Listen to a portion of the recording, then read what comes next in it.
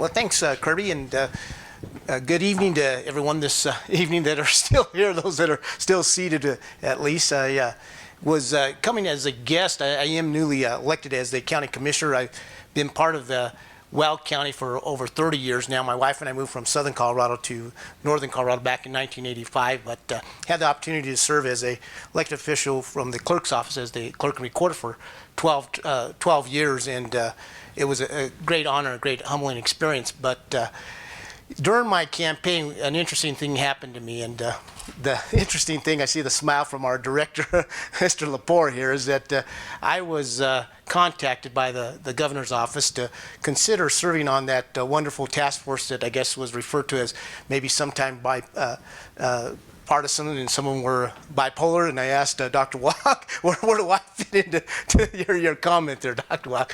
But I took some time before I made that decision. I had to make that decision within 48 hours to give him an answer whether I'd throw my hat in the ring to consider serving on that task force. And going through the campaign, that's one of the responsibilities of the county commissioner, is dealing with these land issues. And I made that decision, even though not having the wealth of knowledge many others would have much more going and serving on this task force. What I learned very quickly going through that process was that I think it was not only good for myself, but it was good for my citizens from my county, for the fact that the reason I think I was asked to serve on that task force is that I kept an open mind. I've had that reputation that I will listen and we fair in my decision making and going through the process there.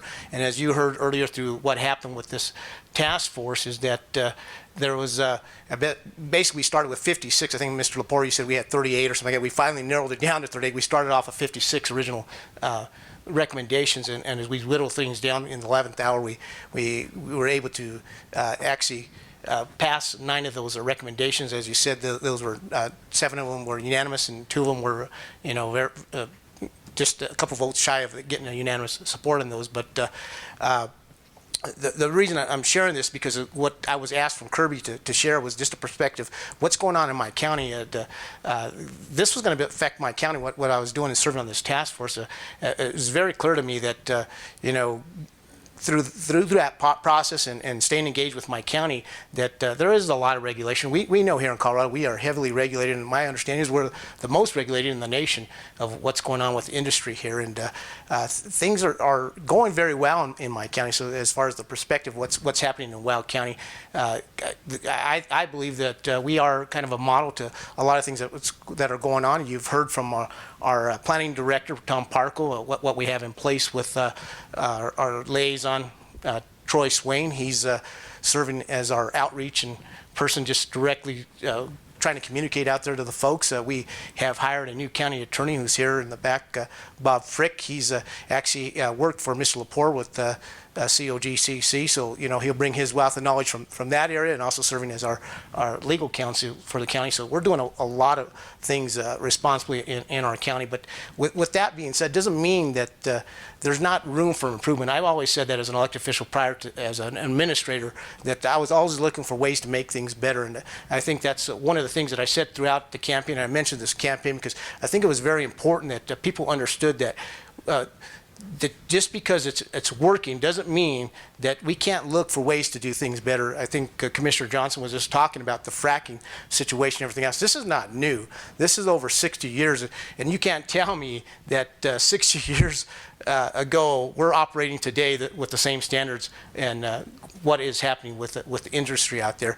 And I make this point because of the responsibility. I think back about a couple incidents that happened in my county, and as you saw on the map earlier, that we are 3rd largest county in the state, but we have over 80% of the production and over 50% of the drilling in the state here.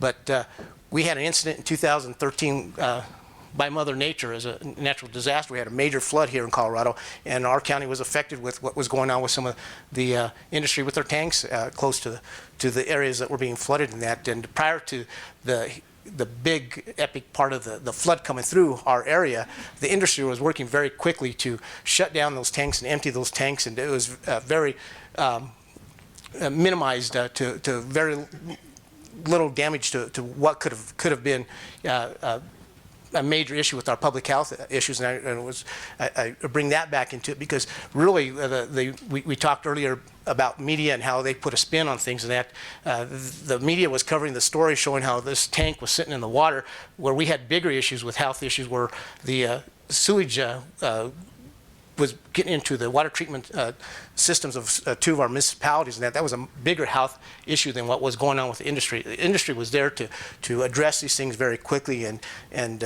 take action to what needed to be done so the weed didn't cause harm out there. Because as you heard earlier, and another point that was being made that I heard at our keynote speaker, I think made a lot of good points, is really the trust factor out there. You know, when if we don't have the trust of the citizens out there, then there is a major problem, because people are always wondering, you know, is this true? Is this what's going to happen? You know, am I going to lose my hair? Am I going to get cancer because of this? So what I learned through going through the campaign and now as a county commissioner, that the biggest part of this whole process must be in collaboration, in a relationship, and in a partnership. And it's not just with the counties and the industry or municipalities and industry, it's the citizens. The citizens have to be part of that trust factor there, and they've got to be put in that process up front in the communication there. But it's just educating folks, and it's just like you folks that are here, this is preaching to the choir, but we got to get more individuals out there to hear the truth of what is going on. I know I made a comment in the task force when we were making those final recommendations that we were given executive order in the guidelines to base our recommendation off of factual information. And that's what we've got to give, is the factual information, what's really happening out there. And I just really appreciate being here today to be part of this this panel, and that you'll probably have some questions maybe, but just want to end with that there so we can leave a little room for our host here. And I thank Garfield County for hosting and Mesa University for being part of this, and we'll let this conclude here with our speakers, with our guest Mr. Martin will be coming up for Garfield County Commissioner.